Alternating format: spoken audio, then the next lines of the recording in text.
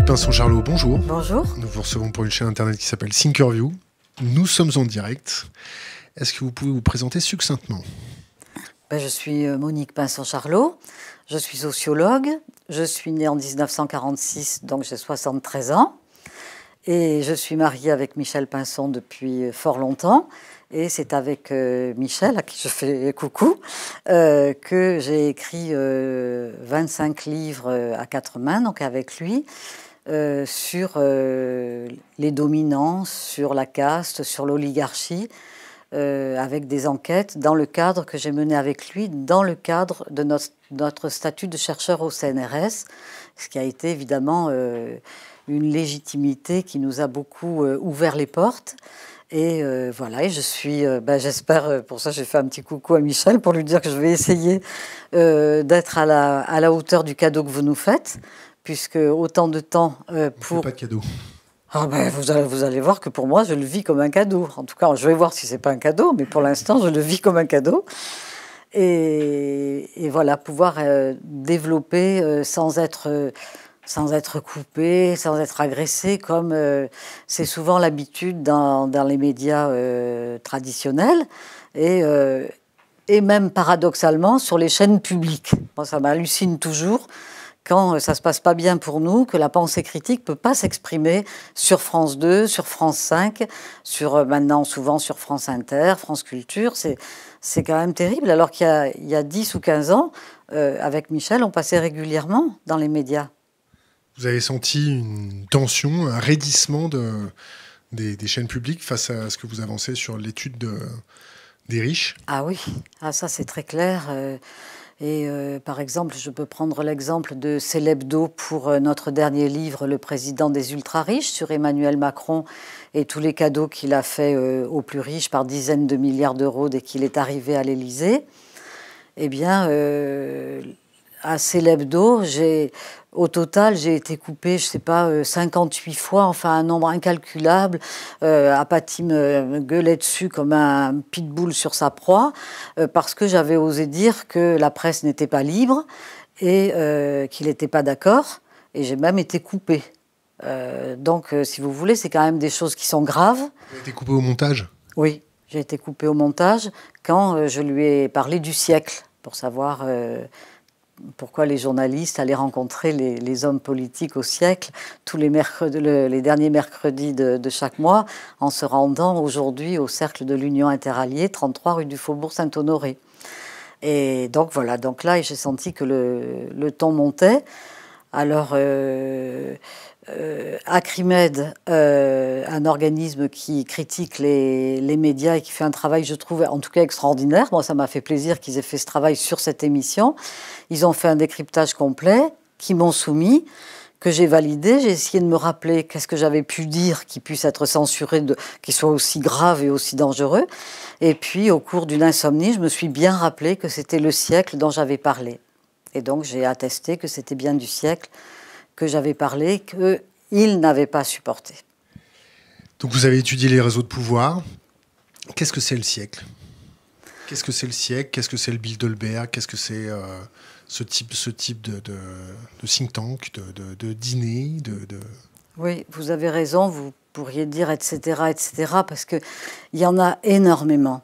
C'est ça la force de cette oligarchie, c'est de multiplier les instances de coordination de leur rouerie et des rouages du fonctionnement de cette classe.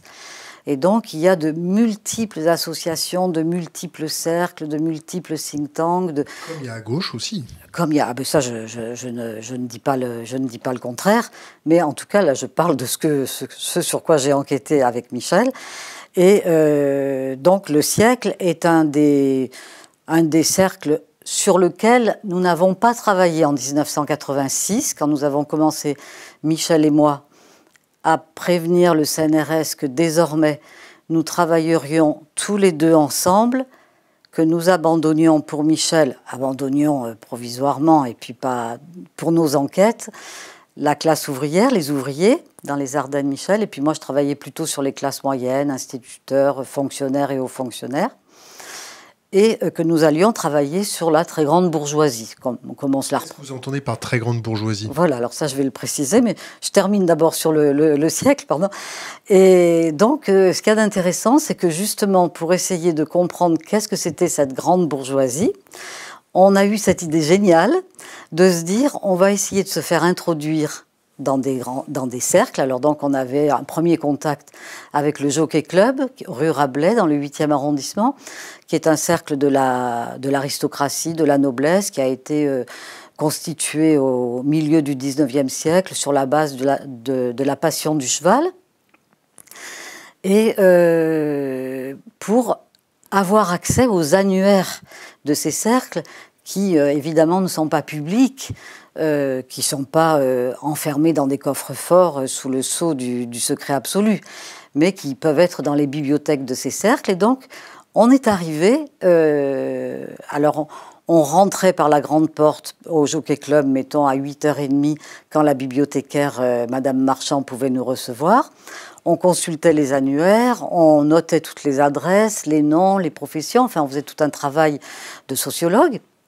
Et puis après, quand les membres arrivaient, qu'on avait fini notre travail vers midi, il fallait qu'on sorte par l'entrée de service pour pas gêner les membres. Et à cette époque-là, vous voyez, on n'a pas retenu le siècle pour faire ce travail d'adresse et de compilation statistique, parce que c'était un cercle qui nous était apparu ne pas appartenir à la grande bourgeoisie.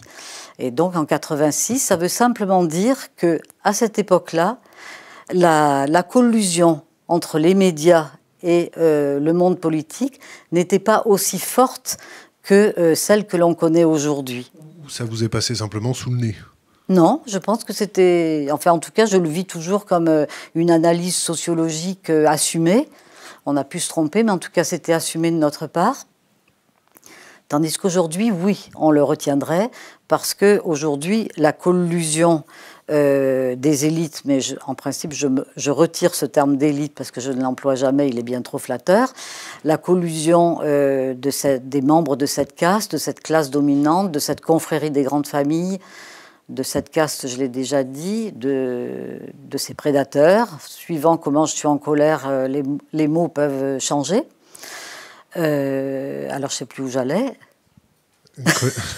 Collusion, médias. Oui, c'est ça. Voilà, la collusion. Les journalistes n'avaient pas le pouvoir qu'ils ont aujourd'hui, parce qu'aujourd'hui, c'est vraiment, je reprends la formule de Serge Halimi, les nouveaux chiens de garde de cette grande bourgeoisie. Donc, c'est quoi la grande bourgeoisie? Vous n'avez pas fait la franc-maçonnerie au passage? Vous parlez de confrérie ou de choses comme ça? Non, parce que la franc-maçonnerie est beaucoup plus transclassiste. Là, on parle vraiment de la grande bourgeoisie, c'est-à-dire Bourdieu nous a beaucoup facilité la tâche avec sa théorie de la sociologie de la domination, où il définissait cette grande bourgeoisie à partir de 4 formes de richesse très précises. C'est la richesse économique. Alors, la richesse économique, c'est beaucoup d'argent. C'est quoi beaucoup? C'est ça le problème. C'est que précisément sur cette première richesse, vous avez une dispersion absolument énorme. C'est-à-dire que dès que vous rentrez dans le monde de la richesse, vous imaginez un iceberg, vous voyez la face visible, mais ce que vous ne voyez pas, c'est ce qui est sous la mer. Et donc, la grande richesse, je pourrais dire par exemple que dans le dernier numéro de Challenge sur le palmarès des grandes fortunes, il y avait 400 fois la fortune, je ne sais pas si c'était Alain Ducasse qui était le 500e de ce palmarès, il y avait 400 fois la 500e fortune dans la première fortune de Bernard Arnault. Donc une dispersion de 400 fois, ça n'existe pas dans le monde ordinaire des salaires et des revenus. Donc une énorme dispersion. Et donc, c'est ça qui est intéressant pour commencer à définir la grande bourgeoisie, de montrer que c'est une classe sociale extrêmement hétérogène. Comment se fait-il alors qu'elle forme une classe sociale au sens marxiste du terme, qu'elle soit mobilisée au point où on va sûrement pouvoir le développer ici, pour défendre ses intérêts de classe? C'est parce qu'il y a 3 autres formes de richesse qui sont essentielles. La seconde, c'est la richesse culturelle. Donc, on est dans le monde des grandes fortunes, le monde des collectionneurs d'art, le monde des propriétaires de sociétés de vente aux enchères. On est dans des univers avec des meubles, enfin, toute forme. Et on est dans le monde des grandes écoles, des grands lycées privés. On est dans un monde culturel qui est très éloigné. C'est un fossé qui sépare ce monde des classes moyennes supérieures. Ensuite, la troisième forme de richesse, c'est la richesse sociale. La richesse sociale, ça veut dire que le portefeuille des relations sociales des membres de cette classe est bien garni. Autrement dit, quand vous êtes invité à dîner, il n'y a autour de la table que des gens importants dans les différents secteurs de l'activité économique et sociale. Alors ça peut être un ministre, ça peut être un haut fonctionnaire, un inspecteur des finances, un procureur de la République, ça peut être un industriel, un évêque. Puis, quelquefois, il y avait 2 sociologues qui, avec leur statut de directeur de recherche au CNRS, pouvaient, pour leur travail, être autour de cette table, avec des Français, des gens qui parlaient français, et puis des étrangers. Et notre premier dîner avec Michel, je me souviens très bien, c'était dans un hôtel particulier du 16e arrondissement. On s'est senti trop mal, trop mis de côté, parce qu'il parlait sans arrêt, de manière naturelle, français, anglais et espagnol. Puis après, on est passé à des langues un peu plus compliquées. Mais voilà. Et donc là, on a compris que cette grande bourgeoisie était certes hétérogène, mais voilà, déjà 3 formes de richesse, économique, culturelle et sociale. Et alors la dernière, qui est le top, c'est ce que Bourdieu appelait la richesse symbolique, le capital symbolique. C'est une forme de richesse qui vient symboliser les 3 autres formes de richesse et qui se manifeste de la manière suivante. Excusez-moi, je prends un petit peu d'eau pour pas... Comme à la maison, vous m'avez dit. Alors, et qui vient symboliser donc les autres formes de richesse. Donc, mettons, on est invité avec Michel à un cocktail. Il y a Guy de Rothschild qui était là, maintenant il est mort, mais bon, il était là. Et lui, il est présenté, et on ne le présente même pas parce que tout le monde le reconnaissait, mais enfin on aurait dit Guy de Rothschild. Et nous, on nous présentait, moi, puisque c'est moi qui suis là aujourd'hui à l'honneur, Monique Pinson-Charlot, directrice du recherche du Centre national de la recherche scientifique. Il ne disait pas le sigle, Centre national de la recherche scientifique. C'est-à-dire, autrement dit, moi, je n'avais pas d'autre forme de richesse que mon statut professionnel, que mon capital professionnel. Tandis que Guy de Rothschild, en disant que son patronyme familial, ce patronyme familial symbolise à lui seul l'ensemble des richesses de cette famille liée à la banque et à la haute finance depuis le début du XIXe siècle. Et autre forme de richesse symbolique, les corps. Il faut que les corps de ces gens-là manifestent leur supériorité. Ce sont toujours des corps fins, redressés. Par exemple, il n'y a jamais de frange sur le front. Le port de tête est dégagé, altier. Même quand on se retrouve, comme on s'est retrouvés Michel et moi, à Chantilly, au pique-nique du Grand Prix de Diane, c'est toujours au mois de juin, là il va y avoir le Grand Prix de Diane très bientôt. Ils pique-niquent, ils sont à 4 pattes par terre, mais c'est incroyable, nous, si on est à 4 pattes en train de pique-niquer, on sera voûtés, je ne sais pas comment vous dire. Et tandis que même les enfants, ils sont toujours droits, même à 4 pattes par terre en train de manger. Parce que c'est un facteur de reconnaissance sociale. Voilà, c'est un facteur, et c'est plus que ça, je vais vous dire. C'est plus fort que ça, c'est-à-dire que ils sont, avec cette incorporation de leurs privilèges, ils transforment l'arbitraire de ces privilèges en qualité naturelle. C'est-à-dire qu'ils n'y sont pour rien. Que vous soyez né à Neuilly ou à Bobigny, franchement, vous y êtes pour rien. Vous êtes né à Neuilly, votre vie va être faite de pétales de rose et à Bobigny d'épines épouvantables. À Neuilly, vous allez hériter dans la bouche dès votre naissance des titres de propriété qui ont été accumulés par les générations précédentes, tandis qu'à Bobigny, vous allez hériter d'un père au chômage, enfin des dettes, de toutes les difficultés qui marquent les pauvres, les classes les plus démunies. Qu'est-ce que je pourrais donner comme autre manifestation de cette richesse symbolique? Parce que je vais vous dire pourquoi c'est si important. Ça peut être le château classé monument historique. Habiter un château classé monument historique, recevoir toute la famille, les grands ont toujours des grandes familles. Alors ça, c'est bien. Et on a fait un livre assez impertinent, Michel et moi, sur les châteaux et les châtelains. Et on posait la question, qu'est-ce qui est classé? Est-ce que c'est le château ou est-ce que c'est le châtelain? Et bien souvent, on était capable de montrer que c'était le châtelain, grâce à ces réseaux de connaissances, grâce à plein de choses qui pouvaient aider à classer monument historique le château de quelqu'un qui avait beaucoup de relations et pas celui de quelqu'un qui n'avait pas beaucoup de relations. Et donc, c'est pour ça qu'il n'y a pas beaucoup de canards boiteux, de brebis galeuses qui quittent la grande bourgeoisie. Parce que les jeunes qui pourraient contester, alors, tout simplement le mode de vie de cette classe, ne pas avoir envie de s'y épanouir et d'y vivre, ils portent un patronyme familial. Ce patronyme familial, c'est une richesse. Et donc cette richesse-là, il ne faut pas la salir. Et du coup, le groupe se mobilise pour remettre la brebis galeuse dans le troupeau. Vous n'avez jamais entendu ce vieil adage qui est « Je viens à vous sans mes titres, mais uniquement avec mes succès ». Oui. Alors les titres, c'est eux qui les ont.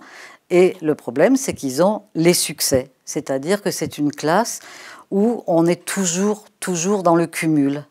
Nous, dans les classes moyennes, au CNRS, et puis même dans la vie politique de la gauche, on est toujours dans des divisions, des oppositions, des faux débats.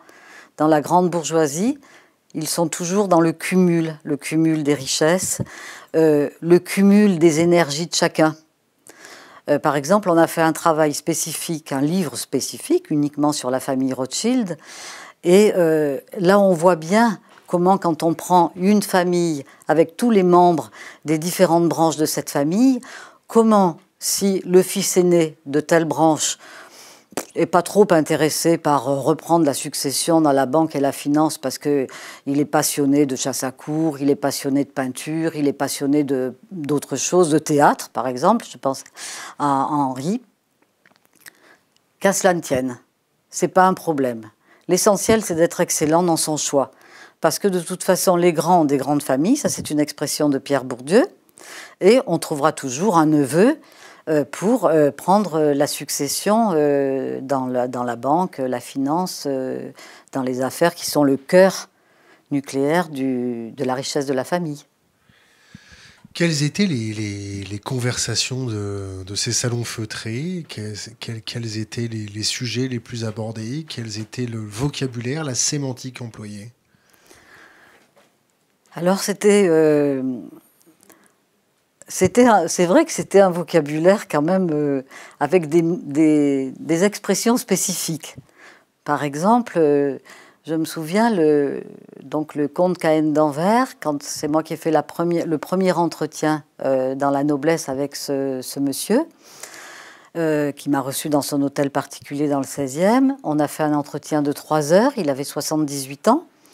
Et c'était passionnant, il m'a raconté des choses extraordinaires parce que sa famille, il est très lié aux familles Rothschild, Lazare et tout ça.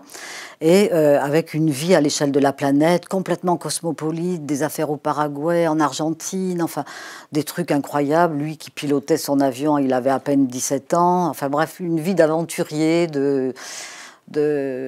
voilà, une vie extraordinaire. Donc j'enregistre et puis j'ai cru comprendre qu'il était intéressé par faire ses mémoires. Alors à la fin, je lui dis très gentiment, si vous voulez, moi j'étais très intéressée par cet entretien, je pourrais vous recopier les cassettes et puis ça pourra peut-être vous aider pour les mémoires. Et puis quand je suis rentrée à la maison, Michel m'a dit, je ne sais pas ce qui s'est passé avec cet homme, donc ce soir il nous invite à un dîner. Il a dit que ça serait amusant qu'on soit là. Donc le qualificatif amusant revient très souvent. Les femmes disaient que Michel était exquis. Bon, ce n'est pas des mots que j'avais l'habitude de voir employés. Et puis sinon, j'ai été frappée à d'autres moments par des mots très crus. Ce que j'ose pas dire là, mais des... Si, je vous en prie. Non, merci de votre gentillesse, mais je sais pas, je me rappelle plus, mais très crus. Voilà, et sinon, un contrôle total du langage, un contrôle total des conversations. Il faut toujours avoir quelque chose à raconter, il n'y a pas de silence, les anecdotes sont toujours les bienvenues, mais il faut qu'elles soient drôles. Alors, au bout d'un certain temps, on s'est rendu compte qu'il répétait toujours les mêmes anecdotes. Il faut avoir de la conversation et il faut que tout le monde parle. Voilà, c'est ce que je peux dire dans un premier jet. Quelle était la façon de servir les plats, la façon de manger? C'était une conversation de cours ou c'était une conversation plus charpentée? Est-ce que c'était un dîner de cons où vous avez été conviés? Alors merci, parce que les cons, ça serait nous. Mais, un petit peu, mais je pense que d'une certaine façon, on pourra y revenir dans la suite de la discussion. C'est ça qui est un peu gênant dans notre histoire, c'est que tout se passe comme si on les légitimait d'une certaine façon. Parce qu'au départ, quand on s'est intéressé à eux, on avait notre statut de chercheur au CNRS. Moi j'avais 40 ans, 86, Michel 44. On était un peu timide. Michel est d'origine ouvrière, moi je suis d'origine petite bourgeoise de Lozère. Donc vraiment très loin quand même l'un et l'autre de façon différente, très très loin de la grande bourgeoisie parisienne. De telle sorte que... alors je ne sais plus où j'allais. La façon de dérouler le dîner. Oui. Les manières. Alors donc au départ, on les légitimait et du coup nos questions étaient plus centrées sur les modes de vie, sur la culture, sur la transmission des héritages, sur la chasse à courre. Par exemple, on a fait 3 ans sur des vélos tout-terrain dans toutes les forêts de France à courir derrière le cerf. Mais en réalité, c'était pour pouvoir participer au dîner, au pique-nique dans la forêt avec les grands équipages de chasse à courre. Et on a drôlement bien fait de faire ce travail parce que ça nous a ouvert beaucoup de portes. On essayait toujours de pénétrer avec nos moyens à nous. Je sais qu'il y a bien d'autres moyens beaucoup plus peut-être efficaces. Nous, c'était des moyens d'ethnologues, d'anthropologues, vous voyez, de sociologues, d'économistes, de chercheurs en sciences sociales. Vous n'avez jamais fait les méthodes de brigands? Les méthodes de brigands? Non, enfin on était brigands, on se sentait brigands à notre façon, mais brigands, parce que être brigand, c'est toujours un peu relatif par rapport en comparaison avec les autres. Nous, on trouvait que déjà faire ce travail, Michel et moi, c'était vraiment impertinent par rapport à ce qui se passait à ce moment-là au CNRS. À la limite de la flibusterie. Voilà, mais on se vivait plutôt comme des acrobates. Tombera pas. Et donc, quand notre premier livre paraît aux éditions du Seuil dans les beaux quartiers, on avait fait notre travail comme pour les autres classes sociales, automatiquement en mettant un pseudonyme à tout le monde. Vous avez travaillé sur les banlieues? Question d'Internet. Question d'Internet, avez-vous travaillé sur les banlieues? Sur les banlieues. À Neuilly, oui. Alors... Alors oui, on a travaillé. Alors moi, j'ai fait un gros travail statistique sur l'ensemble de la région parisienne pour connaître l'offre d'équipements publics. Un gros travail statistique que j'ai fait avec l'INSEE, l'offre d'équipements publics en fonction justement des différentes catégories socioprofessionnelles. Et donc, je peux vous assurer que la banlieue Est était vraiment largement dépourvue, que ce soit en force de police, que ce soit en qualité des écoles, des hôpitaux, des moyens de transport, par rapport à la banlieue Ouest. Et c'est d'ailleurs au vu de ces résultats qu'avec Michel, on s'est dit ça serait quand même vraiment intéressant de faire des investigations sociologiques précisément sur les dominants. Alors là, vous me déstabilisez, parce que du coup, je ne sais plus où j'en suis. C'est que revenons à notre beau linge. Oui. Votre travail de flibustier, d'acrobate, Oui. à essayer de pénétrer les cercles qui étaient censés être en dehors de votre portée sociale. Oui. Ça vous est venu comme ça? Est-ce que vous aviez simplement l'envie scientifique de pénétrer, de faire remonter pour l'intérêt général comment ça se passait? Ou c'était plus une vision plus politique je dirais, de hacker communiste qui va pénétrer ce type de cercle? Non, alors, tout est vrai dans votre question, tout est bon. Mais du coup, ça s'oppose pas. On peut être tout ça en même temps. Dans la mesure, notre projet à Michel et moi, ça avait été on était proches quand on était jeunes du Parti communiste. Et engagé d'ailleurs auprès de la France Insoumise, non? Vous avez été élu à la...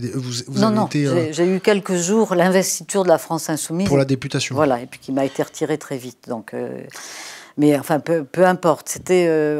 voilà, et donc on était impressionnés par le fait que au plus haut niveau même du Parti communiste, les dirigeants parlaient toujours du grand capital. À notre époque, ils parlaient du capitalisme monopoliste d'État. Et nous, avec Michel, on s'est dit, si un jour, comme on était déjà un peu dans la recherche, si un jour on a les moyens d'être maître de nos sujets, qu'on puisse avoir de l'autonomie, nous, c'est ça qu'on fera. On mettra du sang et de la chair sur le squelette de la domination. C'est-à-dire qu'on va personnifier les capitalistes, on va personnifier tous les rouages qui sont nécessaires pour la mobilisation de cette classe dans la défense de ses intérêts. Ils défendent leurs intérêts comment? En appauvrissant les banlieues Est, en mettant moins de police, en faisant quoi? Ils les appauvrissent comment? Est-ce que c'est une démarche intellectuelle volontaire? Ouais. C'est-à-dire que c'est une classe sociale au sens, alors je sais que ça va vous paraître peut-être ringard, mais c'est comme ça. Hein, en tout cas, nous, ça nous paraît parfaitement en phase avec l'actualité. C'est une classe sociale au sens marxiste du terme, c'est-à-dire que c'est une classe en soi, je l'ai marqué, je l'ai dit, avec les différentes formes de richesse qui sont la marque de fabrique de cette classe, qui est à 1000 lieues de moi, de la masse des gens, la masse des Français, de la masse des peuples. C'est-à-dire que c'est pas des inégalités sous forme d'une échelle. Non, c'est des inégalités. Des inégalités, c'est une échelle jusqu'aux classes moyennes supérieures, puis après c'est un grand fossé qui nous sépare de la classe sur laquelle nous avons mené nos recherches. Et je suis désolée, ça y est, j'oublie, ça va être horrible. Non. Alors si... Allez, je vais vous aider un peu. Oui. Ils matérialisent la défense. Ah oui, c'est ça. C'était. Alors, donc, non, mais il faut bien que vous me suiviez, parce que je disais en soi, et après, comme vous êtes très cultivé, vous saviez que la seconde chose, c'est pour soi, pour qu'il y ait une classe au sens marxiste du terme, en soi, et pour soi, c'est-à-dire consciente de ses intérêts de classe, consciente d'appartenir à une classe. Et donc, comment se manifeste, et je vous remercie de cette question parce qu'elle est vraiment fondamentale, comment se manifeste cette conscience de classe? Est-ce qu'ils ont besoin de sociologues et de statisticiens pour dire qui en est et qui n'en est pas? Eh bien non. C'est eux-mêmes, par le système de la cooptation, qui décident qui appartient à cette classe et qui n'y appartient pas. Alors, par exemple, je peux vous donner un exemple. Quand Valéry Giscard d'Estaing a été élu président de la République en 1974, si ma mémoire est bonne. Non, je dois me tromper. Oui, c'est ça, 74. Giscard d'Estaing, il s'est dit, bon, maintenant que je suis président de la République, je dois pouvoir poser ma candidature au Jockey Club, le cercle de l'aristocratie dont j'ai déjà parlé tout à l'heure. Et il a posé sa candidature, il a trouvé 2 parrains qui se sont mobilisés pour que sa candidature soit acceptée. Et puis, quand on vote, enfin, c'est pas moi, hein, mais quand ils votent dans des petites urnes avec des boules noires et des boules blanches... En franc-maçonnerie. Voilà, il faut qu'il n'y ait pas... Je ne me souviens plus du ratio, en tout cas, il n'a pas été coopté. parce que sa particule n'était pas une vraie particule, parce que, voilà, pour des raisons qui leur appartiennent. Donc, je dis ça pour essayer de bien faire comprendre que c'est une classe qui est mobilisée. Par exemple, pour les enfants, ce sont les mères de famille qui cooptent les enfants qui vont faire partie du rallye qu'elles dirigent pour leurs enfants. Parce qu'il y a non seulement les cercles pour les adultes, mais dès le plus jeune âge, il y a les rallyes pour les enfants, afin que les enfants apprennent à aimer leurs semblables en amitié puis en amour, pour être sûrs qu'il n'y aura pas de mésalliance. Parce que ça, c'est le truc de fou. Une mésalliance, c'est terrible, puisqu'il ne faut surtout pas que l'argent ruisselle vers les autres classes sociales. Donc il faut que de génération en génération, les pouvoirs et les richesses restent bien dans la même confrérie de ces grandes familles. Vous n'avez jamais assisté à un rallye? Vous connaissez des gens qui ont assisté à un rallye? Ah oui, oui. On n'a jamais... Est-ce que c'est toujours autant les beuveries, les parties de jambes en l'air, complètement débridées, la prise de drogue? Est-ce que c'est toujours comme ça? Alors ça, je ne sais pas. Moi, je vois ce qui se passe, ce que j'ai vu, tout ce que vous avez raconté, qu'on voit à la télévision, qu'on voit dans des livres et tout ça. Nous, on n'a jamais été invités à une soirée de rallye. On n'a jamais été invités à un mariage. Un week-end de rallye. Un week-end de rallye. On n'a jamais été invités à une grande fête de famille. C'est-à-dire qu'on voyait bien les limites des invitations. On pouvait être invité à passer un week-end au château, mais c'est pas pareil qu'être invité à une fête de famille ou à un mariage. Vous voyez ? C'est jamais que vous soyez témoin du cousin qui n'était pas content, c'est ça? On ne sait pas, on ne sait pas. Je pense que c'était une intimité, voilà, quelque chose auquel on n'a pas... Peut-être de la pudeur. Je ne pense pas que ce soit ça. Voilà. Il marquait les limites. Je pense que c'était des limites de corps. Par exemple, quand j'ai demandé une fois, est-ce qu'on était invité dans des cercles, et il y a des piscines. Et quand j'ai dit un jour, mais est-ce que ça serait possible que je puisse nager?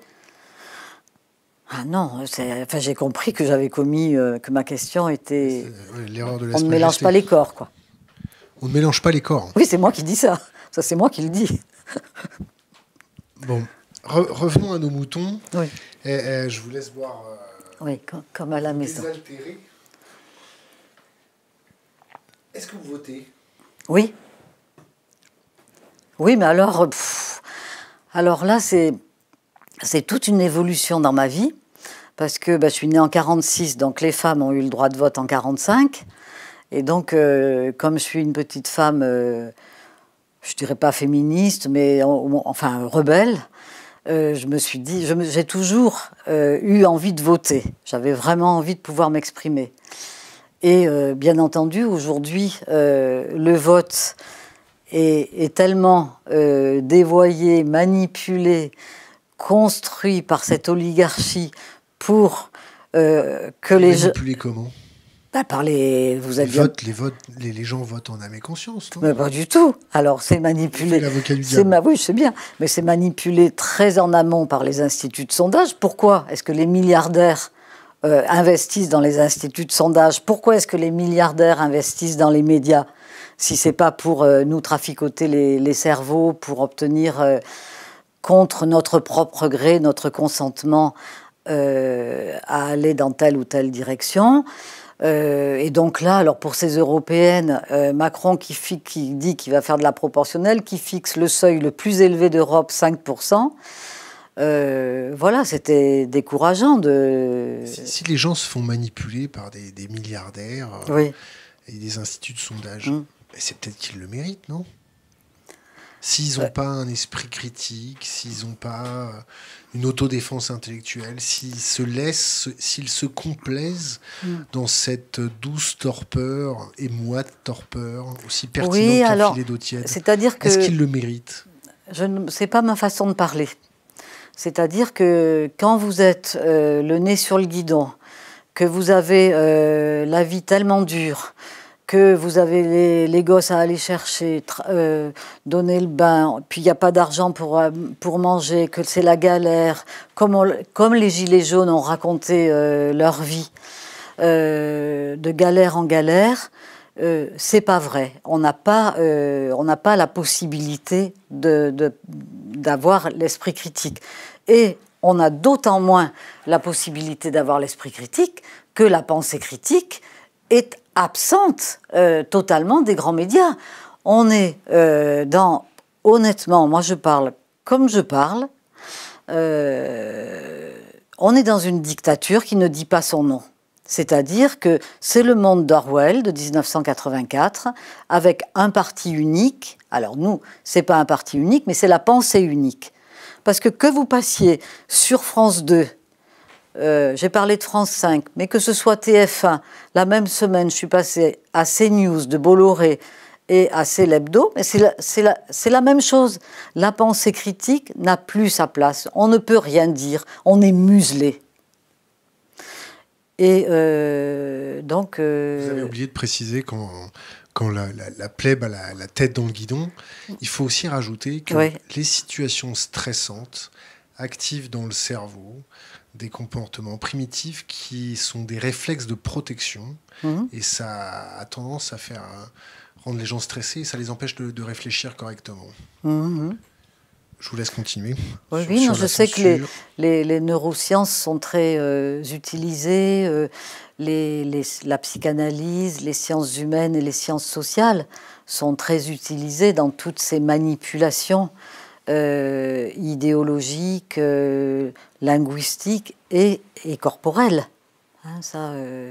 Et donc c'est pour ça que je suis contente d'être là avec vous aujourd'hui, parce que la transmission du savoir, la transmission toute simple, je vous parle de nos enquêtes. De votre savoir et de vos enquêtes. Oui, et c'est pas ça que j'ai dit. Si. Et donc, ce que je raconte, je pense que c'est bien pour vos auditeurs, que c'est bien d'entendre une parole simple, mais que je souhaite efficace et que je souhaite pouvoir aider. En tout cas, quand nous, avec Michel, le 17 novembre, c'était l'acte 1 des Gilets jaunes. Donc là, on était à Manosque et on faisait une rencontre. Et du coup, on n'a pas pu aller les rejoindre, mais on a été stupéfait de voir le nombre de Gilets jaunes qui étaient sur tous les pare-brises et tout ça. Donc après, le samedi suivant, on y est allé sur les Champs-Élysées. Là, on était à Paris. Et franchement, on a été surpris. Ils venaient vers nous. On avait des discussions formidables. C'était extraordinaire. Donc, si vous voulez, pour nous, c'est formidable d'avoir des occasions de transmettre à des gens qui n'ont pas le temps, d'avoir accès au savoir, qui n'ont pas accès au savoir, de pouvoir transmettre de cette façon-là aujourd'hui, par des BD, des films. On a fait avec Michel, par exemple, l'été, on va dans des campings du CCAS d'EDF. Enfin, on a fait ça quand on était plus jeune, plus maintenant, avec des jeux apéros autour des grandes fortunes. Toutes les formes de contact comme ça, pédagogiques, proches, humains, pour transmettre la violence de classe, la violence des riches. Elle se matérialise comment alors, cette violence ? C'est le regard dédaigneux, c'est quoi ? Non, c'est une force collective, une classe sociale, comme je l'ai dit, mobilisée. Et cette mobilisation, donc j'ai montré comment elle passait par la cooptation, et elle passe aussi, et c'est ça qui est important, et ça ne s'oppose pas, tout marche ensemble, par la sociabilité mondaine. C'est-à-dire qu'ils sont toujours entre eux, toujours en train de faire la fête, avec du champagne, si bien que nous, même avec Michel, on s'était dit il va falloir qu'on voit avec la médecine du travail au CNRS que si on attrape une cirrhose, ça soit reconnu comme maladie professionnelle, quelque chose comme ça. Parce qu'il y avait, voilà, on buvait beaucoup de champagne, c'était toujours très festif. Et en participant avec Michel à toutes ces fêtes, à tous ces cocktails, à toutes ces soirées, premières d'opéra, vernissage et tout ça, On s'emmerde, hein. pas du tout. Et ils ne s'emmerdent pas. Et c'est pas du tout des mondanités ringardes et tout ça. C'est leur travail. Leur travail, ils sont toujours en train d'échanger sur les affaires, enfin, dans la fête, mais n'empêche que c'est comme ça que ça se passe. Et, et on s'est rendu compte que ce n'est pas A qui rend service à B et puis B qui lui renvoie l'ascenseur. Non, c'est chaque membre de cette classe qui est en permanence rend service à tout membre de cette classe, en tout lieu et en tout instant. Le bocal. Le bocal, absolument. Une classe sociale mobilisée dans la défense de ses intérêts, que ce soit que vous fassiez de la politique, que vous soyez écrivain, que vous soyez grand avocat, que vous soyez propriétaire. Ils sont tous propriétaires, puisqu'ils ont tous maintenant des actions.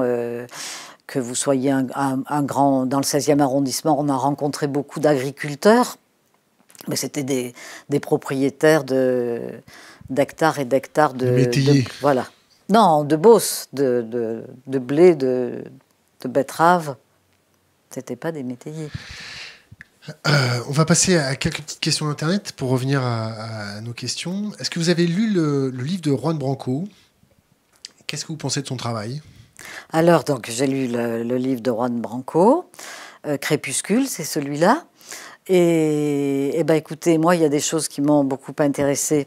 Parce que nous, on a beaucoup écrit, par exemple, sur les grandes écoles de la bourgeoisie. Plein de lycées, d'écoles. Mais incubateurs. Voilà. Mais c'est vrai qu'on n'avait jamais écrit sur l'école alsacienne. Donc ça nous a intéressé tout ce qu'il raconte sur l'école alsacienne, sur la personnalité, le personnage de Gabriel Attal, qui est aujourd'hui très en vue auprès d'Emmanuel Macron. Voilà, ben, je trouve qu'il est jeune, il est fougueux, et il présente comme extraordinairement original des choses que nous savions. Je veux dire, on n'a pas appris grand-chose sur le fonctionnement de l'oligarchie avec cet ouvrage. Certains le décrivent comme conspirationniste. Ouais. Donc, je vous pose une question Internet. Est-il possible de parler de ces collusions sans être amalgamé au conspirationnisme? Alors, est-ce que c'est un réflexe de cette caste pour discréditer et décrédibiliser vos arguments? Oui, c'est ça. Alors, c'est clair qu'ils nous décrédibilisent, ou les journalistes qui veulent nous stigmatiser d'emblée nous traitent de complotistes. Et nous, c'est vrai que objectivement, c'est bien une classe qui complote à Bilderberg, la trilatérale, ils sont toujours entre eux, ils discutent, ils échangent et tout ça. Vous avez déjà assisté à ce type de meeting? Non, j'ai beaucoup. Comment vous pouvez dire qu'ils complotent? Mais justement, je dis qu'ils échangent, mais qu'on pourrait dire qu'ils complotent. Hein, et nous, avec Michel, non, on dit que, en tout cas, nous, on ne ressent pas ça dans notre travail. On dit on s'est efforcé de montrer le fonctionnement d'une classe sociale qui défend ses intérêts et qui, en défendant ses intérêts, détruit les peuples. Enfin, nous, on parle même d'une guerre que les plus riches mènent contre les peuples aujourd'hui. Mais par rapport au complotisme, oui, c'est un raccourci pour pas montrer ce qui est important. C'est-à-dire que ce qui est important pour nous, c'est de montrer que tout est fait pour masquer l'arbitraire de ce qui fait les privilèges de ces gens-là. Et c'est quoi cet arbitraire? C'est le fait, comme je l'ai dit, qu'ils sont nés à Neuilly et qu'ils ont hérité massivement, il y a des nouveaux riches, mais massivement hérité des titres de propriété. Puis qu'après, ils font fructifier pour passer ensuite à la génération suivante. Mais si vous voulez, c'est un arbitraire total. Et du coup, on est là face à des géants aux pieds d'argile. Parce que du jour au lendemain, c'est pas difficile de dire les titres de propriété ne peuvent plus permettre d'exploiter la force de travail des autres. La propriété, c'est le vol. Et on abat le système capitaliste sur lequel est fondée cette classe sociale, propriétaire des titres de des moyens de production, des médias, et voilà. Est-ce que vous pensez, vous parlez des médias, est-ce que vous pensez que certains journalistes sont les porte-flingues de cette idéologie-là? Ah, tout à fait. Des noms? Ah ben, je dirais BFM, enfin toutes les chaînes qui appartiennent à Lagardère, Bolloré, Arnaud, Pinault. Ils font quand même un boulot, non? Bah, une carte de presse. Ils ont peut-être une carte de presse, n'empêche qu'ils sont dans ces médias, ils mangent au râtelier de ces milliardaires, et honnêtement, même à leur insu, c'est les nouveaux chiens de garde, ça, il n'y a pas de problème. Hein, parce que je suis suffisamment passée dans ces médias pour savoir comment c'est difficile d'imposer une autre façon de parler, une autre parole, un autre contenu. Bienvenue sur Internet. Autre question d'Internet. Les oligarques sont-ils solidaires entre eux? Alors, ben, la solidarité de classe est essentielle, puisque c'est par cette solidarité-là que vous gardez votre statut. Parce que votre statut, il ne tient finalement, bien sûr, au titre de propriété que vous avez, mais c'est comme dans la noblesse, il y a tout ce capital symbolique, toute cette reconnaissance qu'il faut avoir et qui est très importante. Il faut que quand je disais que la sociabilité mondaine, c'était un travail de tous les instants et de tous les jours, c'est parce que c'est Norbert Elias qui a écrit dans La Société de cours des pages superbes sur le fait qu'il fallait toujours prouver que l'on en était. Il faut sans cesse être là, présent, là où il faut, être dans les clous, être dans savoir même dépenser de l'argent, jeter de l'argent par les fenêtres, parce qu'en réalité, c'est de l'argent symbolique, c'est une richesse symbolique, de la reconnaissance qui va vous retomber en retour. Vous avez étudié un peu l'Automobile Club? Oui. Qu'est-ce que c'est l'Automobile Club? Eh ben, c'est un grand cercle qui a été créé au XIXe siècle, enfin à la fin du XIXe siècle, quand l'automobile, les premières automobiles sont apparues, et les premières automobiles étaient des biens de luxe qui étaient réservés de fait aux grands bourgeois fortunés. Et c'était extraordinaire parce que donc l'Automobile Club est en bas des Champs-Élysées, et les grands carrossiers de l'époque, de Dion-Bouton et tout ça, étaient sur les Champs-Élysées. C'est d'ailleurs pourquoi aujourd'hui, il y a toujours encore Renault, peut-être Peugeot, je donne des noms de sociétés qui n'y sont peut-être plus, mais enfin, l'automobile est toujours marque bien les Champs-Élysées, parce que l'automobile était vraiment un bien de luxe, et donc ils se sont regroupés au sein de ce cercle, qui n'est pas du tout un cercle, qui est un cercle très chic, très huppé, on y a été plusieurs fois, même avec Michel, on a participé à... On est parti pas tout à fait de Bordeaux, nous, on n'avait pas fait tout le rallye avec des vieilles voitures. Je me souviens, Michel, il était dans une voiture avec Robert Panhard comme conducteur. Et puis après, moi, ça s'était pas passé comme ça. Après, il a dû changer c'était un autre conducteur. Et il a descendu tous les Champs-Élysées. C'était une vieille voiture, vous voyez, c'était un... Et il n'avait pas de frein. Et la police a laissé passer cet homme. Il a grillé tous les feux, mais parce que c'était des gens de la haute qui allaient directement à l'Automobile Club. Il n'y a pas eu d'amende, il n'y a pas eu de coup de sifflet, ni rien du tout. Et donc l'Automobile Club, qu'est-ce que je peux vous dire, j'y ai été plusieurs fois. Alors, une fois, toujours avec Michel, puisqu'on est toujours en couple. Alors ça, j'ai pas dit ça tout à l'heure à propos de la famille. Et vous ne m'avez pas posé la question comment vous avez fait pour rentrer. Je pense que le fait qu'on soit un couple, c'est-à-dire déjà à nous deux une petite famille, a été très important, parce que la famille est au cœur du dispositif de la mobilisation de cette classe, puisqu'il faut transmettre la grande richesse, doit se projeter dans l'avenir des générations futures. Et donc on a toujours été ensemble à l'Automobile Club, et une fois, c'était le Botamondain qui organisait une fête en 2003 pour fêter le centenaire du Botamondain. Et Blanche de Kersin, la directrice du Botamondain, nous avait demandé si on serait d'accord pour faire un article à l'intérieur de la petite brochure qui serait remis aux invités. Il y avait des commerciaux, ceux qui faisaient de la publicité dans le Botamondain. Voilà, c'était donc à l'Automobile Club. Et nous, on était là, on était beaux comme tout, on était pris en photo. Et puis on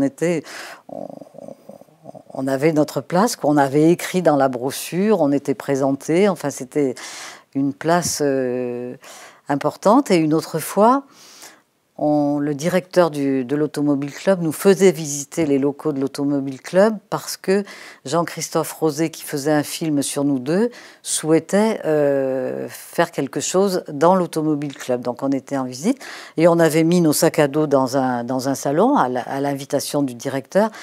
Et puis quand on va récupérer nos sacs à dos, Michel et moi, on n'ouvrait plus. Il y avait plein d'hommes avec les cheveux un peu coiffés comme Dominique de Villepin, tous avec le même genre de costume, enfin d'une élégance, une atmosphère de pouvoir incroyable qui se dégage. Et comment ils nous ont regardés avec un air mais vraiment presque méchant. Enfin, on n'était vraiment pas à notre place. Alors vite, on a pris nos sacs à dos et on est parti.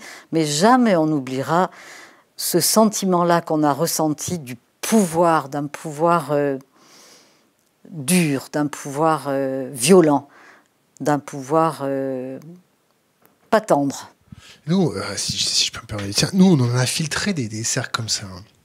On a trouvé les gens seuls, tristes, alcooliques, ayant des pathologies, toujours à raconter la même chose. Et vous n'avez pas vu ça, vous ? Je comprends qu'on puisse voir ça. Simplement, c'est ce qu'il y a de chouette dans ce que vous venez de dire, c'est que quand on arrive avec notre casquette de chercheur, on veut écrire des livres sur ce milieu et on voit les choses avec des lunettes spécifiques, des lunettes avec une méthode de chercheur, des hypothèses de chercheur. Et donc, on ne pouvait pas voir ce milieu comme vous venez de le dire. Vous n'avez pas le physique, peut-être, pour porter des talons de 18 cm, peut-être, non ? Ah, de 8 cm, non. 18. Mais 18, ah non, ça, non. Mais je portais quand même des talons, je portais des petits tailleurs. Alors, c'était pas Chanel parce que j'avais pas les moyens, mais entre ProMode et 1, 2, 3, j'arrivais quand même, quand on est mince, ça va, on arrive à s'en sortir. Et Michel, on lui a acheté un costume croisé bleu marine dès le premier entretien et il l'a toujours. Il n'y avait pas d'Audemars Piguet au poignet ? Non. Vous connaissez ? Non. C'est une petite montre. Bon. Oui, enfin, j'imagine. C'est un des atours pour pouvoir hacker ce genre de cercle. Revenons à une question d'Internet. Quel est l'avenir sur le court et moyen terme de cette caste ? Alors, Bertolt Brecht disait « De qui dépend l'oppression ? De nous. De qui dépend-il que cette oppression cesse ? De nous. » C'est-à-dire, je répondrai à cet internaute, c'est nous qui avons tous les pouvoirs, c'est nous qui faisons fonctionner l'économie réelle, c'est nous qui sommes les plus nombreux, et on se laisse oppresser, opprimer, on se laisse déshumaniser, esclavagiser par une petite caste qui s'est accaparée avec le système capitaliste toutes les richesses et tous les pouvoirs. Tous les dominos aujourd'hui basculent en leur faveur. Warren Buffett a déclaré en 2005 « Nous sommes effectivement dans une guerre de classe, c'est nous les riches qui la menons et c'est nous qui sommes en train de la gagner. » Eh bien, nous pensons qu'il est tout à fait possible de renverser les dominos dans l'autre sens, à la condition et à la seule condition que nous nous unissions au-delà de nos divisions, au-delà de nos égos, au-delà de tout ce qui nous sépare, pour sauver tout simplement la planète et l'humanité. C'est pas trop tard, c'est pas un peu du wishful thinking. Je vais être dur, je vais me faire vraiment l'avocat du diable. Là, ça fait peut-être 30, 40 ans que les banlieues est ou les classes très moyennes ou moyennes sont dans une situation de stress, sans avoir accès correctement à la culture, sans avoir accès à tous ces codes, sans avoir accès à toutes les méthodes de déchiffrement de ces codes sociaux, avec la peur de perdre son emploi, la peur de la violence dans les quartiers sur ses enfants, la peur de la femme qui voit son mari aller tous les week-ends au turbin ou ces choses comme ça, avec une épigénétique sur ces classes sociales. Vous connaissez l'épigénétique une épigénétique dure, sélectionnant des gens qui courbent les chines. Vous pensez pas que c'est pas trop tard face à une caste qui a l'argent, le pouvoir, la culture, les réseaux, la capacité de couardise pour pouvoir garder son pouvoir parce que peut-être elle a peur de la guillotine. Elle a peur. Elle a peur de la guillotine. Ils ont peur. Par exemple, dès qu'il y a eu les premières manifestations des Gilets jaunes, c'est clair que dans les beaux quartiers, il y avait la peur. Tandis que dans le marché, ce que j'appelle le marché de la contestation sociale, dans lequel on baigne, Michel et moi, c'est-à-dire on fait nos livres. Vous faites un peu de beurre avec ça, non? Ah ben oui, on a nos... Combien vous gagnez? Combien on gagne? Alors, on a notre retraite. Qui est de combien? Alors, que je ne vous dise pas de bêtises. Moi, c'est 2000 et Michel, c'est 3000, peut-être 3500. 3000, non, je suis sûre que c'est 3000. Et puis, on a à peu près, chaque année, environ 10 000 euros de droits d'auteur chacun. Mais ça dépend des années. Parce que quand on a fait le best-seller sur le président des riches, ça a été beaucoup plus. Du coup, plus de 100 000 euros. Et là, on a pu s'acheter une Kangoo rouge. On a pu faire le toit de notre maison, se faire mettre des vitres cas par cas dans toute notre maison pour avoir plus froid et plus chaud pour se protéger des canicules. Et puis des voyages, puis de la générosité, voilà. Puis c'est fini, on n'en parle plus. Et donc, le marché de la contestation sociale, donc avec les syndicats, les partis politiques, avec la course aux élections, tout ça, ce qui est devenu un peu plan-plan, qui s'est institué, et je crois que justement, ce qui se passe avec les Gilets jaunes, et tout de suite, nous, on a dit, vous nous êtes en train de nous rendre le grand service du siècle, c'est que tout a été bousculé. Ils n'ont pas respecté les corps intermédiaires, ils n'ont pas respecté les lieux de manifestation, tout de suite les lieux de pouvoir, au plus près de Macron, au plus près des ministres, au plus près des députés. Enfin, et je peux vous assurer que là, d'ailleurs, vous le savez très bien, qu'ils ont très peur, puisque les forces de police exercent une violence physique à l'égard des Gilets jaunes qui est tout simplement... incroyable, inouï. Nous, on dit digne de l'Égypte. C'est parfait. On n'a pas encore les snipers sur les toits, mais bon, du moins, on a les snipers sur les toits, mais pas pour les mêmes raisons. Autre question d'Internet, on va la prendre sans la lire. Sentez-vous que la population s'intéresse davantage au fonctionnement des institutions politiques et des économies? Politiques et économiques, pardon. Oui, est-ce qu'après le mouvement des Gilets jaunes, oui, il y a eu quand même une prise de conscience d'un retard ou d'une passivité intellectuelle sur certains sujets qui étaient devenus délétères? Est-ce que vous pensez que la communauté des Gilets jaunes, ou, comme diraient certains de nos présidents, les sans-dents, les gens qui ne sont rien, les gens de peu, ont pris conscience qu'il fallait quand même se réintéresser au rouage de certaines...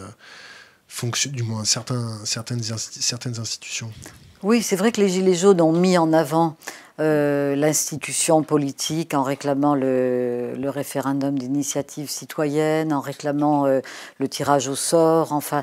Mais pour nous, les contacts qu'on a avec les Gilets jaunes sont beaucoup plus intéressants que ça. C'est-à-dire que, alors bien entendu, tout est biaisé, puisque c'est nous qui discutons avec eux, c'est eux qui viennent nous voir, c'est nous qui allons les voir. Donc ils connaissent notre sociologie, parce que grâce à des émissions comme beaucoup d'émissions sur Internet, c'est vrai qu'ils n'ont pas beaucoup d'argent pour acheter nos livres, mais ils se servent beaucoup des vidéos sur Internet pour comprendre. Honnêtement, c'est fou l'intelligence des ronds-points.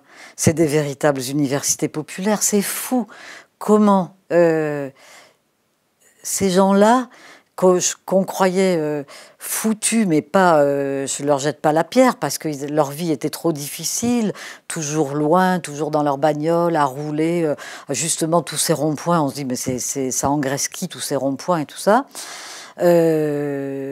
Comment l'intelligence de classe de ces gens-là, c'est fou.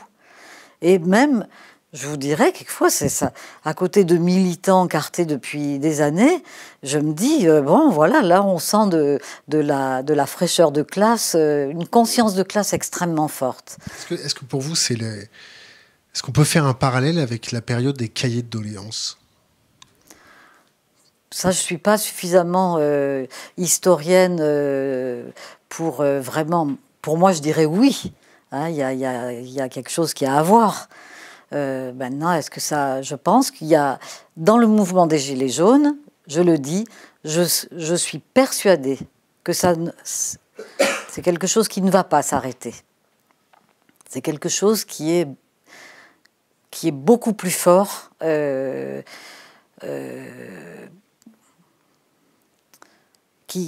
qui s'inscrit autrement que dans ce marché de la contestation sociale que j'ai essayé de décrire, qui nous bouscule et qui va être extrêmement positif.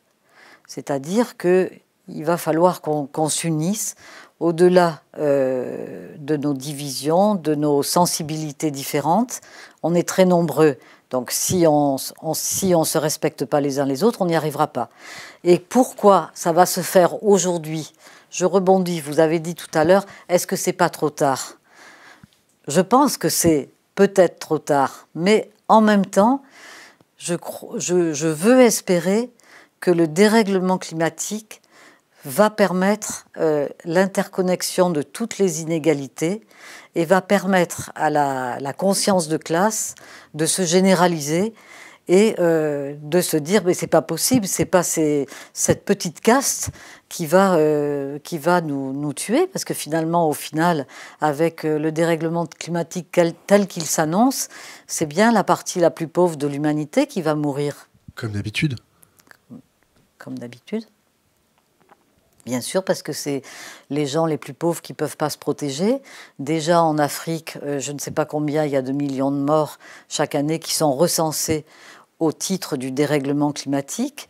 Au Bangladesh, avec les inondations et le niveau des mers qui montent, il y a déjà plusieurs millions de gens qui sont recensés à ce titre-là. Et moi, vous voyez, quand on dit il y a 26 milliardaires qui possèdent autant que la moitié la plus pauvre de l'humanité, puis qu'on vous le redit de tout ça, moi je pense qu'on nous dit les riches font sécession. Je pense que c'est trop gentil comme expression. C'est les riches qui mènent la guerre contre les pauvres.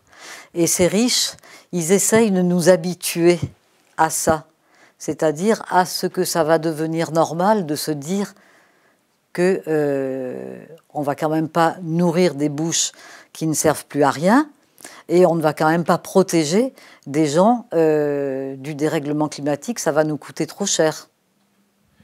Est-ce que vous êtes intéressé au phénomène de guerre économique et de cette upper class apatride parce que là, on a parlé simplement de la haute bourgeoisie qui est, à notre sens, simplement les seconds couteaux, les petits joueurs. Vous n'êtes pas intéressé en termes de guerre économique, d'empire financier autre que les petits joueurs ? Si, on s'y est intéressé, c'est-à-dire on a travaillé sur la fraude fiscale, évidemment à l'échelle internationale, puisque avec les paradis fiscaux, on est obligé de travailler à l'échelle de la planète. On reviendra alors sur le sujet guerre économique après. Je vous laisse terminer sur les paradis fiscaux. Oui.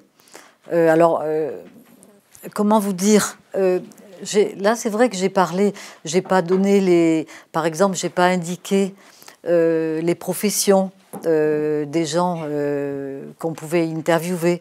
Mais par exemple, c'était des banquiers de très haut niveau. Qu'est-ce que vous appelez très haut niveau? Directeur général d'UBS, très haute fonction, directeur même adjoint à la BNP Paribas. Goldman Sachs, vous avez jamais fait? Non. Wells Fargo? Non. Non, je vois très bien ce que vous voulez dire. Mais moi, je m'en fous parce que, au fond, ce qui était intéressant dans notre travail, c'était quand même d'approcher, même si on n'a pas été au cœur, comme peut-être vous pouvez l'être, moi j'en sais rien, ou d'autres. On a compris comment ça fonctionnait et comment ils avaient mis au point des armes financières, des armes de destruction massive du travail d'autrui, qu'est-ce que je pourrais dire, comment ils spéculent, comment je ne me rappelle plus toutes les truanderies qu'ils ont fait, le Libor, enfin les subprimes, en ce moment là les produits dérivés par rapport justement aux dérègles. Dark Pool et on en passe. Voilà. Mais pourquoi vous n'avez pas eu une approche plus touchy, c'est-à-dire vous intéresser à l'industrie qui tourne autour, c'est-à-dire les concierges d'hôtels, les prostituées, les fournisseurs de drogue, les fournisseurs de conduite addictive, X ou Y, les boîtes un peu chaudes, des choses comme ça. Vous n'avez jamais fait ce côté-là? Pas du tout. Pas du tout, mais je pense... pense... Vous n'êtes jamais intéressé aux déviances de cette upper class? C'est-à-dire que si, parce que, enfin, déviance, on s'est centré sur leur violence de classe. Leur violence de classe, c'est-à-dire dans le rapport aux autres classes et au monde du travail, à travers les délocalisations, à travers toutes les lois, puisque au fond, cette classe sociale, elle arrive avec la complicité des politiques à transformer ses intérêts privés en intérêt général. Ça devient la loi, alors que c'est leur loi. Leur droit devient le droit. Donc nous, c'est ce fonctionnement-là que nous avons essayé de bien comprendre et d'écrire de livre en livre. Bien entendu qu'on aurait aimé pouvoir rentrer plus au fond du cœur nucléaire, mais que ça, nous n'y avions pas accès. Et que, au fond, ça aurait été bien, mais on n'y avait pas accès, Et parce qu'il aurait fallu quoi qu'il fallait faire, c'était une autre démarche. C'était déjà bien. Il fallait faire 1m76, vous présenter comme célibataire, et ne vous inquiétez pas, c'était très facile. Non. Je rigole, mais c'est très vrai. Mais je vous crois bien, mais parce que voilà. Hein. Vous comprenez pourquoi? Oui, je comprends très bien. Je vais vous envoyer quelques questions d'Internet. Alors, je bois un petit coup. Alors, entre guillemets, laisser mourir les plus faibles, l'euthanasie est-elle à l'ordre du jour? Question d'Internet. Oui. Autre question d'Internet. Dans ce système, sommes-nous à la fois victimes et bourreaux? Est-ce que vous avez des conseils pour les gilets jaunes? Il ne faut pas trop m'en dire à la suite, j'arriverai pas à retenir. Comment entrevoyez-vous l'après-capitalisme, s'il y a un après-capitalisme? Alors, la première, c'était sur l'euthanasie. Non, je pense que cette oligarchie a mis au point d'autres armes que celle du meurtre avec le canon et la mitraillette ou ce type d'armes létales, que le dérèglement climatique va être véritablement l'arme qui va détruire cette partie la plus pauvre de l'humanité. Mais il est encore temps d'agir. Mais vraiment, là, il y a quelque chose de très grave qui est en train de se jouer et que révèlent justement l'irruption des Gilets jaunes à propos de l'augmentation du taxe sur le carburant. C'est pas pour rien. Autre question Internet. Comment analyse-t-elle le fait que la société reste relativement stable malgré le déséquilibre flagrant de richesse? Parce que y a une dictature, il y a un autoritarisme qui s'est mis en place. Si vous voulez, le système capitaliste tel qu'il évolue avec le néolibéralisme aujourd'hui, vous avez fait plusieurs émissions là-dessus, ce moment où la finance prend le pouvoir sur le politique, prend le pouvoir sur la communication, le monde des médias. Macron, par exemple, il a été placé à l'Élysée par des puissances d'argent. Par des donateurs, par des puissances d'argent. Je ne suis pas dans tous les secrets, mais je m'imagine qu'il y a des choses que je ne sais pas. On a découvert avec Sarkozy que finalement, il s'était quand même fait payer 50 millions d'euros par la Libye pour sa campagne des présidentielles en 2007. Donc je sais qu'on ne sait pas tout. Mais voilà, l'argent permet de s'approprier, y compris le bien commun qu'est le politique. Et du coup... ça fait cher la danseuse. Ça fait que on est piégé, on est garrotté, on a un psychisme qui est disloqué, on est tétanisé, on se sent impuissant, on se sent dans l'incapacité. Et par exemple, moi je me dis, bon, ok, tu écris tes livres... mais est-ce que tu serais capable, je sais pas, de faire de la désobéissance civile? Est-ce que tu serais capable de faire quelque chose, d'aller plus loin, puisque tu dis des choses qui sont graves? Tu peux pas rester tranquillou dans ton canapé, ton fauteuil. Autre question Internet. Comment cette classe parle-t-elle du peuple? Quel vocabulaire? Se rend-elle compte de leur violence? Se rend-ils compte de leur violence? Alors écoutez, les faits parlent tout seuls. Tout à l'heure, vous avez repris le terme de François Hollande, les sans-dents. Moi, je vais parler de la façon dont Macron parle des ouvriers, des gens.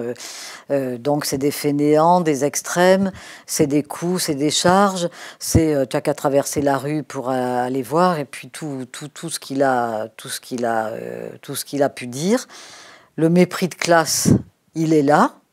À la chasse à courre, quand c'était parce qu'il y a ceux qui sont à cheval et puis il y a les gens qui découpent le cerf. Et eux, on les appelle les petits pères. Vous voyez, des expressions comme ça, les petits pères. Et puis alors, donc ça, c'est dans les interactions. Mais sinon, globalement, lorsque la mairie de Paris décide... quand Bertrand Delanoë arrive en 2001 à l'hôtel de ville, de mettre des logements sociaux, d'appliquer la loi SRU dans les arrondissements qui refusent les HLM, les logements sociaux, eh bien, ça a été la guerre. C'est-à-dire que c'est allé très loin. Et alors, ne parlons pas de Yann Brossat, le maire adjoint communiste actuel, qui a voulu mettre un centre d'hébergement d'urgence au pied des plus grandes fortunes, Wildenstein, Dassault et autres Blanchard-Dignac. Alors là, ça a été très violent. Hein. Ils se battent, ils n'en veulent pas.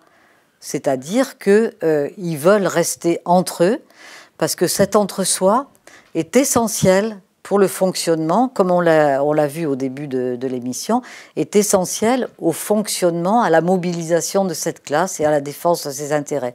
Il faut toujours qu'ils soient entre eux pour toujours échanger. Il faut toujours qu'ils soient entre eux pour éviter les mésalliances. Il faut toujours qu'ils soient entre eux pour construire ce sentiment d'impunité, qui n'est pas seulement un sentiment, c'est une vraie impunité, puisque les gens de la justice, les gens du politique, le monde des affaires, tout le monde se réunit dans la mayonnaise de la sociabilité mondaine. Votre question Internet, que pensez-vous des Black Blocs? Alors ça, je ne sais pas trop qui c'est. Je ne sais pas qui sont les Black Blocs. Je sais simplement qu'une fois, il y a une jeune fille qui est venue faire une vidéo chez moi, pour moi, Et je lui ai dit que hier, la veille, j'étais devant l'Assemblée nationale à une manifestation tout de suite après l'arrivée de Macron, donc c'est septembre 2017. Et elle me dit qu'elle y était aussi, et elle me dit qu'elle est Black Bloc. Et donc je lui ai dit, mais alors c'est vous qui étiez là, c'est vous qui avez gâché notre manifestation parce qu'ils sont partis attaquer la police, alors que pour la première fois, on manifestait place de la Concorde dans les beaux quartiers, sur les lieux de pouvoir, face à l'Assemblée nationale. Ce qui est notre combat avec Michel, de dire c'est dans les lieux de pouvoir qu'il faut manifester, au plus près des puissants. Il faut les faire vivre sur le pied de guerre. Et pour ça, il faut être visible, il faut faire du bruit. Et elle m'a dit, parce que je lui ai dit, vous avez qu'à expliquer pourquoi vous cassez. Elle a dit, c'est plus fort que moi, il faut que je casse, il faut que je casse. Enfin, c'est la seule fois où j'ai eu un dialogue, une interaction avec un membre des Black Blocs. Je ne sais pas qui c'est, je sais rien dire. Est-ce que vous pensez que la non-violence aide les puissants ? Là, moi, je réponds à cette question en disant, moi, mon combat, c'est la violence des riches. La violence des riches, c'est une violence qui est terrible, c'est une violence qui tue, c'est une violence qui empêche les plus démunis de se projeter dans l'avenir, de ne pas pouvoir anticiper les générations suivantes. C'est une génération qui vous brise le corps, c'est une violence qui tue l'amour, qui tue l'amitié, qui tue votre humanité. Cette violence des riches par rapport même à ce que font les Black Blocs ou à ce qu'ont pu faire les Gilets jaunes, c'est rien. Voilà, la violence des riches. On a écrit tout un livre sur la violence des riches. C'est totalement accablant. C'est le plus grand casse qui puisse exister, le plus grand casse social, économique, c'est que politique. Et et là, on en arrive à la destruction de la planète. C'est pas rien ce qui est en train de se passer. Autre question Internet, que pense-t-elle de la démocratie directe ? Faut-il s'éloigner de la démocratie représentative ? Ah ben oui. Ça, la démocratie, je dirais, pseudo-représentative, elle est complètement arrimée, on le voit très bien avec Macron, au système capitaliste, à la soi-disant démocratie. C'est-à-dire qu'ils ne peuvent pas exploiter le peuple, mener la guerre contre le peuple, sans nous raconter l'histoire qu'ils le font au nom des droits de l'homme et de la démocratie. On arrive bientôt à la fin de notre interview. Est-ce que vous avez des choses à aborder avec nous ? Que je n'aurais pas dites ? Je ne sais pas. D'abord, je dirais que je me sens bien là, d'avoir pu parler avec vous, que vous m'ayez fait sentir les limites de notre travail. C'est-à-dire, comme nous, on est toujours, avec Michel, quand on fait des rencontres, qu'on présente des livres en librairie, on est toujours face à des gens qui sont complètement démunis par rapport à ce que nous, on sait déjà, qu'on a l'impression qu'on a fait beaucoup. Alors, en réalité, j'ai bien conscience qu'on a simplement levé un petit coin du voile. Et qu'il y a du travail. Et que pour faire ce travail, il faut être nombreux, il faut qu'il y ait des lanceurs d'alerte de partout, il faut qu'il y ait plein de gens qui activent l'article 40 du Code pénal, il faut qu'il y ait les salariés, qu'il y ait plein de gens qui parlent sous anonymat s'ils ne veulent pas être lanceurs d'alerte. Voilà, nous, c'est comme ça aussi qu'on travaille. Vous êtes déjà planté dans votre travail ? Vous avez déjà fait des bourdes ? Vous avez déjà fait des mauvaises interprétations avec les chiffres que vous utilisiez ? Je pense pas. Est-ce qu'on vous a déjà fact-checké ? C'est-à-dire qu'il y a eu, par rapport à Emmanuel Macron et les cadeaux qu'il a fait en dizaines de milliards aux plus riches, il y a eu juste un tout petit désaccord avec un économiste de Libération, parce qu'on a écrit ce qui est juste, que l'ISF il l'a supprimé, donc il a supprimé les valeurs mobilières du stock de patrimoine mobilier des plus riches, mais que pour les revenus du capital, qui étaient imposés comme les salaires de manière progressive de 14 à 45%, pour la première fois, depuis la Ve République, depuis la Libération, moi je ne sais pas, il a instauré un forfait sur l'imposition, pour l'imposition des revenus du capital, en dessous de la première tranche d'imposition des salaires, à 14%. Et pour le capital, aujourd'hui, c'est 12,8%. Est-ce que vous vous rendez compte que Bernard Arnault, qui récolte des centaines de millions de dividendes chaque année, va payer, pour ce qu'il payera en France, parce qu'il y a les paradis fiscaux, il y a tout le reste, la holding en Belgique et tout ça, pour ce qu'il va payer en France, il va payer 12,8% de manière forfaitaire, ce qui est contraire, je pense, je parle sous votre contrôle, ce qui est contraire à notre Constitution et à la Déclaration des droits de l'homme, où on doit payer ses impôts de manière progressive en fonction de sa fortune. Exactement, Libération soulève en février 2019 que les Pinsons Charlot commettent une erreur grossière et confondent le taux marginal d'imposition avec le taux effectif d'imposition, ce qui leur permet d'affirmer à tort le plus mal payé des contribuables paie plus en impôts sur le revenu que les plus riches des actionnaires sur chaque euro de dividendes perçus. Oui, alors là, c'est parce que franchement, je reste pas d'accord avec ça, dans la mesure où on dit que la première tranche d'imposition, c'est 0 pour les salariés, puisque d'une part, il y a tous ceux qui ne sont pas imposables, mais pour ceux qui sont imposables, il y a cette tranche que je n'arrive toujours pas à comprendre, qui va de 0 à 14%. Mais pour moi, quand on paye ses impôts, ça commence à 14%. Avant, je ne les paye pas. Ensuite, il y a Le Monde qui critique les Pinsons Charlot pour l'absence totale de rigueur scientifique dans leur ouvrage. Le président des ultra-riches, les Pinsons Charlot, croit observer l'assurance imperturbable et le goût de l'entre-soi de la bourgeoisie, coupée du reste de la société en s'efforçant de maintenir étanche, blablabla. Vous avez quelque chose à leur répondre au Monde ? Ah, bien sûr.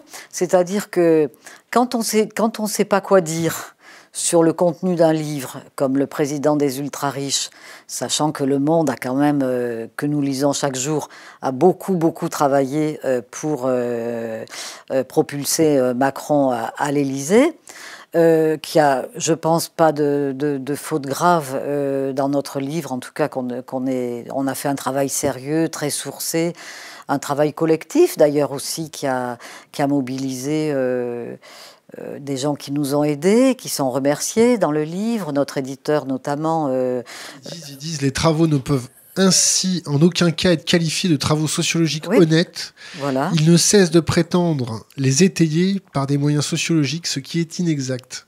Et ce qui est totalement... Alors nous, c'est totalement vrai. Quand ce livre, comme tout le reste des 25 autres livres qu'on a écrits à quatre mains, mobilise les outils de la sociologie. Et là, c'est simplement qu'ils ils pouvaient plus monopoliser la théorie du complot, et on avait déjà trop répondu. Et donc, c'est même allé très loin, parce qu'un autre sociologue qui est éditocrate au point, et qui se réclame de la sociologie, a pu demander à ce que nous soyons poursuivis devant les tribunaux pour usurpation, imposture, usurpation infondée d'une discipline scientifique. Et donc, si vous voulez, non. Nous, alors vraiment, là, on est peinard, on est tranquille avec nous-mêmes. Ce sont des modalités pour nous déstabiliser, pour nous stigmatiser, auxquelles je réponds tout tranquillement devant vous, avec un sourire qui n'est pas aussi généreux que ce que je voudrais, mais que nous prenons comme Alors vous allez dire, vous êtes content de vous. Je pense qu'on a fait du bon travail avec Michel, vraiment. Je pense qu'on a fait un travail qui est important, livre après livre, comme deux moines bénédictins. De tous les côtés, on a essayé d'attraper cette oligarchie, de transmettre le savoir accumulé, non pas aux autres chercheurs, mais aux au peuple de France, enfin aux gens les plus, je vous dis, à aller faire des jeux apéros dans le camping des Maths sous la flotte au mois de juillet de je ne sais quelle année. On n'a pas ménagé notre peine et je pense que voilà, il faut que la relève se prenne, que notre travail puisse continuer à servir, à aider à ce qu'on se sorte de cette oppression qui nous tue. Autre question d'Internet, et puis après on va arrêter les questions d'Internet, les gars. Que pensez-vous des courants féministes actuels? Je ne suis pas très au courant. Je ne suis pas très au courant des mouvements féministes, c'est-à-dire que je ne suis jamais arrivée à être vraiment d'accord avec la théorie du genre et tout ça.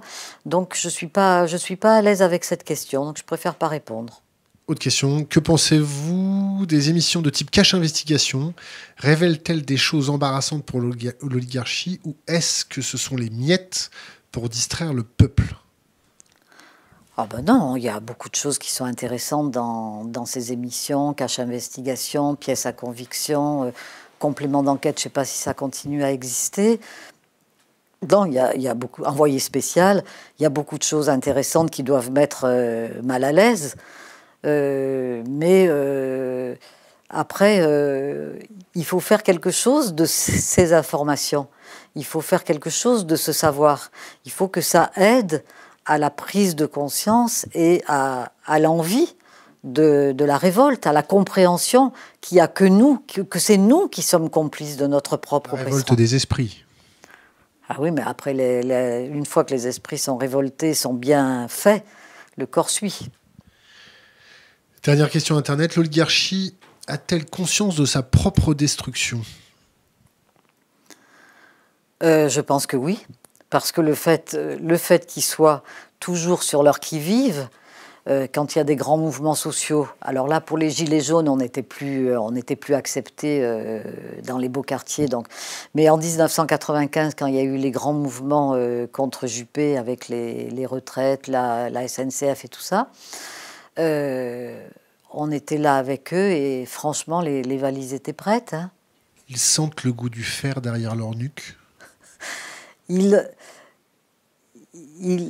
ont en mémoire la Révolution française, ils ont en mémoire tous les grands mouvements, ils ont en mémoire 1936. Ils savent très bien qu'en 1936, ils ont dû lâcher sur les congés payés, sur les salaires des ouvriers et sur tous les avantages que les ouvriers ont obtenus en occupant les usines. En occupant, en faisant la grève illimitée avec occupation d'usines. C'est pas par les élections que ça a été. Serge Halimi le montre bien dans le grand bond en arrière. Et donc, il suffirait qu'on décide tous de se mettre en grève. Les ouvriers, les dockers, tous ceux qui conduisent les moyens de transport. Enfin, on s'arrête tous de travailler. Tout est bloqué. Ils sont plus rien. On arrive à la dernière question, qui n'est pas une question, qui Ouais. est laisser un conseil pour les jeunes générations, une bouteille à la mer, et juste avant ça, conseiller 3 livres. Alors, 3 livres. Alors, j'ai déjà cité la bande dessinée Sarkozy-Radhafi, qui a été publiée chez Delcourt Le Seuil, et qui est absolument hallucinante. Avec Fabrice Arfi, Benoît Colomba, j'ai partenu... tout est sourcé et voilà, donc on apprend qu'ils n'ont pas eu de menace. 50 millions d'euros ont été versés à Nicolas Sarkozy pour sa campagne des présidentielles de 2007. Ensuite, quelqu'un que vous avez reçu ici, Denis Robert et Catherine Le Gall. Catherine Le Gall, on l'a pas reçu. Non, vous ne l'avez pas reçu, mais je dis l'autre auteur de ce livre, pour un livre superbe sur la façon dont l'État français, par exemple, pour le passage de leur livre qui concerne la vente de Quick. Les prédateurs. Alors le titre, c'est « Les prédateurs, des milliardaires contre l'État », et c'est donc la façon dont des milliardaires, comme Albert Frère et Paul Desmarais, peuvent piller l'État français avec des complicités au plus haut niveau à Bercy. Et donc c'est une enquête magnifique et ce livre-là, je l'ai trouvé vraiment, vraiment très, très intéressant, très fort et qui va plus loin que ce que nous, on a fait. C'est-à-dire que là, vraiment, l'enquête est une véritable enquête d'investigation. Ce n'est pas le même registre que du travail sociologique comme nous, on a fait à l'échelle d'une classe sociale. Qu'est-ce que... Un troisième. Alors, il manque un troisième. Alors, la caste de Laurent Mauduit, bien sûr. J'en avais un autre que j'ai sur le bout de la langue et puis ça ne me vient pas tout d'un coup. Ah si, ça y est, je le retrouve. De Tanguy Viel, un roman édité aux éditions de Minuit, article 353 du Code pénal. Un conseil pour les jeunes générations?